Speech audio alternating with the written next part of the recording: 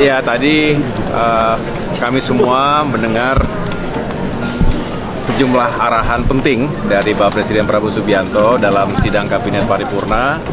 Hari ini kita memperingati sekaligus melakukan evaluasi terkait apa yang telah dikerjakan oleh Kabinet Merah Putih, pemerintahan di tingkat pusat, dan tentunya banyak progres yang juga sudah dihadirkan, tetapi juga banyak hal yang harus terus kita kawal, kita perbaiki dan kita tingkatkan dari berbagai sektor. Tadi beliau kupas begitu lengkap, gamblang, dan teman-teman media juga tadi mendengarkan.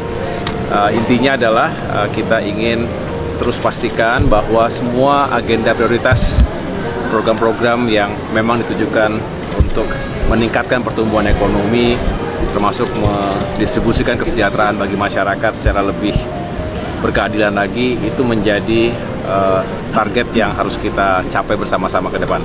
Dan tentunya dari sektor infrastruktur dan pembangunan kewilayahan, memang infrastruktur ini harus bisa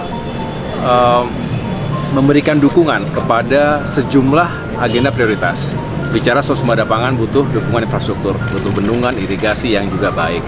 Swasembada energi juga begitu, swasembada air apalagi, dan banyak lagi, termasuk bagaimana kita meningkatkan kualitas sumber daya manusia kita melalui sektor pendidikan dan kesehatan, perumahan rakyat yang juga semakin terjangkau. Jadi banyak sekali aspek infrastruktur yang menjadi elemen penting dari pencapaian Astacita yang tadi juga menjadi harapan dari Bapak Presiden ke depan, Kabinet semakin solid dan bisa terus bekerja secara efektif sebagai satu tim yang juga bisa mencapai target-targetnya. Ada bahas soal kereta cepat Surabaya, Jakarta-Surabaya itu gimana, Mas? Belum dibahas secara khusus tadi. Yang jelas konektivitas ini terus akan kami kawal, dan bicara konektivitas tentu tidak terlepas dari bagaimana kita ingin mengoptimalkan fungsi dan peran dari kereta api secara nasional.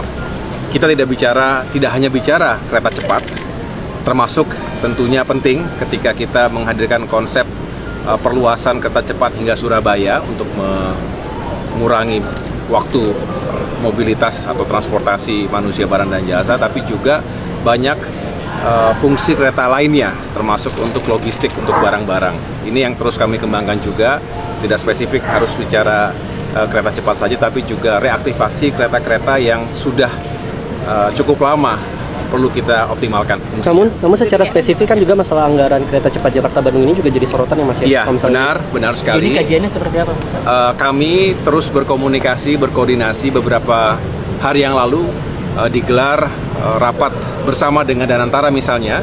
Kami sendiri Kemenko Infrastruktur juga intensif mengundang Kementerian Perhubungan, termasuk juga KAI, dan tentunya Danantara, karena kita berbicara bagaimana melakukan restrukturisasi KCIC Jakarta-Bandung WUSH yang tentunya harus mendapatkan perhatian.